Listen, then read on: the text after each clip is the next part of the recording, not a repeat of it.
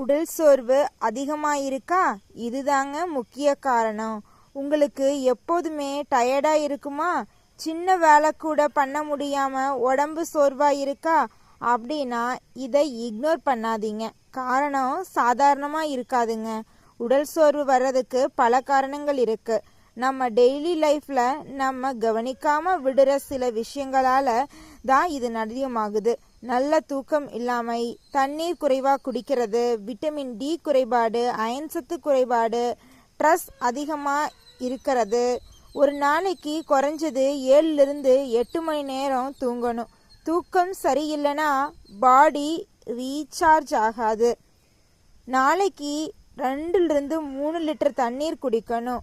அப்பத்தான் நம்ம சாப்பிட்ட சாப்பாடு சீரணமாகும், டயர்டு ஃபீல் வராமல் இருக்கும். சூரிய ஒளி இல்லாமல் இருந்தால் விட்டமின் டி குறையும். அதனால் எலும்பு வலி, சோர்வு வரலாம். இது முக்கியமான காரணமாக இருக்குதுங்க. இரும்பு சத்து குறைஞ்சா உடனே வீக்னஸ் வந்துருங்க.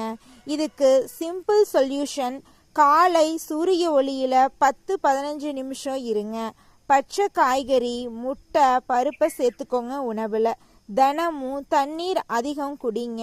சரியான தூக்கம் மெயின்டைன் பண்ணுங்க.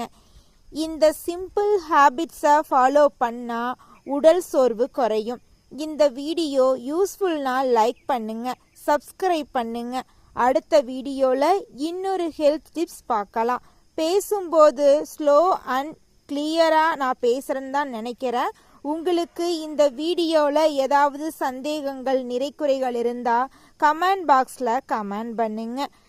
இந்த வீடியோவை உங்களுடைய நண்பர்கள் மற்றும் உறவினர்களுக்கு ஷேர் பண்ணுங்க. மறக்காம சப்ஸ்கிரைப் பட்டனுக்கு பக்கத்தில் இருக்கக்கூடிய ஆளுங்கிற ஆப்ஷனை கிளிக் பண்ணி வச்சுக்கோங்க. அப்பத்தான் நம்மளோட சேனலில் போடக்கூடிய ஒவ்வொரு வீடியோக்களும் உங்களுடைய மொபைல் ஃபோனை தேடி வருங்க. நன்றி, வணக்கங்க.